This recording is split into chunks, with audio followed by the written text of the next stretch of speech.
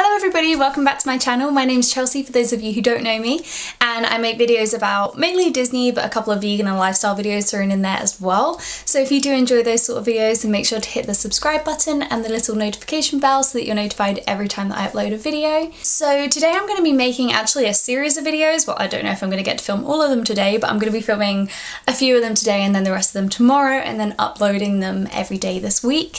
So it is going to be like the process of applying and like auditioning all the way up to moving to Disneyland, and what like your first couple of days will be as a performer like, and then like everything to do with Disney. So I'll just quickly talk you through what videos I'm going to be uploading this week. So this video is going to be all about how to apply an audition and things that you need to keep in mind while auditioning. I have made videos in the past about auditioning, so they're sort of like tips and tricks on how to pass the auditions. This video is sort of like the preparation up to the audition and anything that you need to know. The next video is going to be what to do when your contract comes through, so like what sort of papers you need and everything that you need to do before moving to Disney. Next video will be what to pack and how to budget. The next video is going to be moving to Disneyland. And then the next video is going to be what your first 2 weeks as a cast member will be like, or as a Disney performer specifically. I don't know about the other roles in Disneyland Paris, but as a performer, what your first 2 weeks will look like. And then the next video is going to be a day in the life of a Disney performer. So it's going to be your typical day-to-day work, so that, because I know that a lot of people are curious. Obviously I'm not going to go into too much detail with it because I'm going to keep like the magic and keep the character integrity, but I'm just kind of going to explain how your day will look as a character performer. And in that video I'm also going to be mentioning things to do on your days off that are around that area as well. And then the last video that I'm going to make in this series is going to be the benefits of being a Disney cast member. So yeah, you've got all that to look forward to, but this first video is just going to be the application and audition process, and yeah, like preparing for your audition. So yeah, carry on watching if you want to know more. The first thing that you're going to want to do is you're going to want to type in Disney auditions on Google, and then you're going to click on this top one where it says jobs.disneycareers.com/auditions. And I'd like to see, so you can say if it loads, which is not gonna. Okay, so which kind of auditions? I never click on that. And auditions for, so if you want to specifically work in Hong Kong or you want to specifically work in Paris, then you can click that. And then your audition city, so obviously at the moment there aren't any, there's only online submissions, but normally I would click London, because I'm not going to fly all the way to Florida to audition, you know. Obviously there's nothing at the moment because of the situation that we're in, but keep checking it even while this lockdown is still happening, because at the start of lockdown there were some online auditions for Hong Kong and Tokyo, and then more recently there were some auditions for Paris. They were in France and you had to apply online beforehand and then be invited to an audition. Normally that isn't the case. So normally, if you're watching this after the pandemic, then what you would do is you would just turn up. If you're watching this during the pandemic and there is an audition on there, then you do have to apply online to sort of secure your space at the audition, because obviously there's going to be a limited number of spaces. They can't have 200 people in a room, which they normally would. So yeah, if it's all normal by the time you're watching this, then yeah, you don't need to apply online, or at least you didn't. I don't know if they're going to change that rule forever, but to my knowledge, you don't have to apply online before the audition. You can just turn up on the day. So once you've found your closest audition, you're going to want to plan everything to be ready for that audition. So you're going to want to plan your travel. So how are you going to get there? You're going to want to book it so that you arrive at the audition about an hour early, because you want that extra time just in case anything goes wrong, your train is cancelled or there's delays or whatever in the morning. And I mean, often the tubes are crazy packed at that time, and I mean, with this whole pandemic, we don't know what it's going to be like. There might be limited number of people allowed on the tubes when things start getting a bit more normal again, so don't know how it's going to work, but yeah, basically plan it so that you arrive an hour before the audition, and that does give you the wiggle room if something goes wrong, but it also means that you can get in the queue to be the first one there or well, you probably won't be the first one there even if you get an hour early. So I arrived like probably an average of about 45 minutes before the audition time starts. And I auditioned 4 times for Disneyland Paris, and the first time we just literally went straight into the studios. It's in Pineapple in London. And we went straight into the studios and sat down and waited in there, so it was fine. And then, of course, during the winter, so I auditioned in November, but I think we were allowed straight in that time as well, maybe.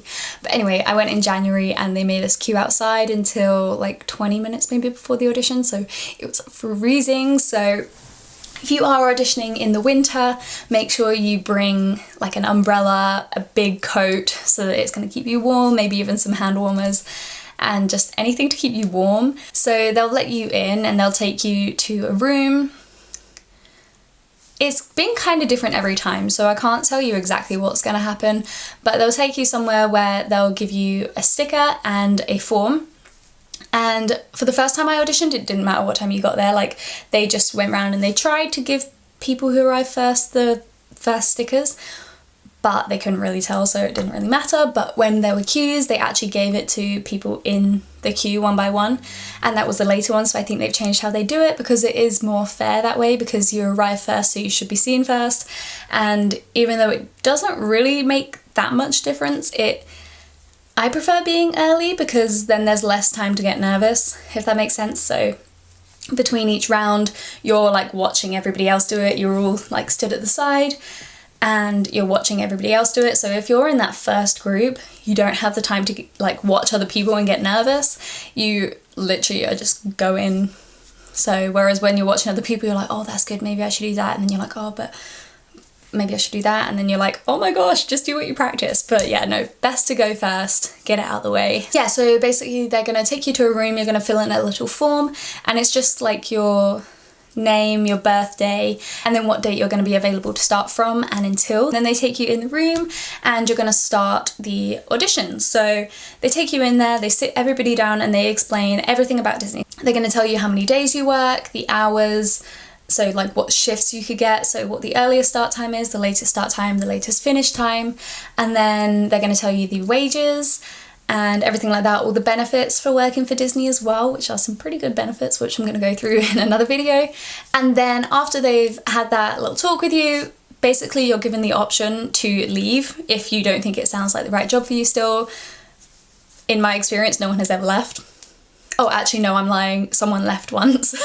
So when they were like doing that, they thought that they were there for like a Star Wars audition. So he left. So after that, you're all going to line up and you're going to get your height taken, and then you're going to hand in your forms so that they have all your information, your name, what number sticker you're wearing, and then your height as well, which they will look at. And to be honest, I think they do cut people based on their heights if they don't want people at that height. I don't know. There is kind of a pattern that I've seen, like some auditions they have cut all the tall people, other auditions they've cut like everyone of like similar heights, like me for example, they've cut everyone who was my height during the stage where they look at your face and they're like, sorry.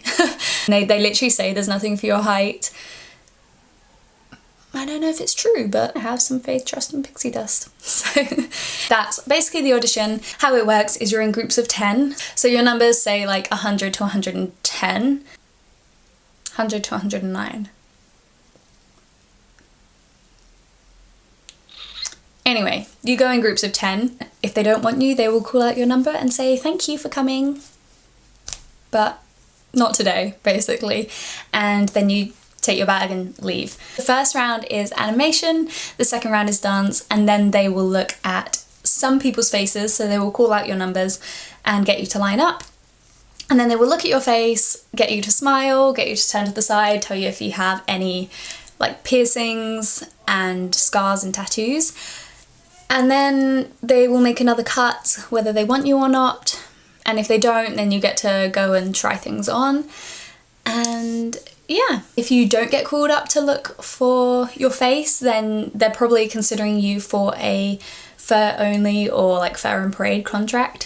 So also keep in mind that you might need accommodation, so depending on where you're from, it might be more worth your money going there if you stay a night or two. I did have a friend that I met there who is from Finland, so obviously she gets accommodation. She has some friends who live in London, I think, and she always stays with them when she goes to auditions. But then there's another girl who lives Brighton, I think. Do you live in Brighton? Somewhere on the south coast, and she has got accommodation when she's gone to auditions before as well, because otherwise she has to get up so early to catch the train. So yeah, it does make it expensive for her to go to auditions, but it's nicer to stay in an accommodation and not have to get up at like 3 a.m. to go to an audition, or 4 or whatever time it is. Make sure that you plan what you're going to be wearing. So I would recommend either wearing dance clothes or sports clothes.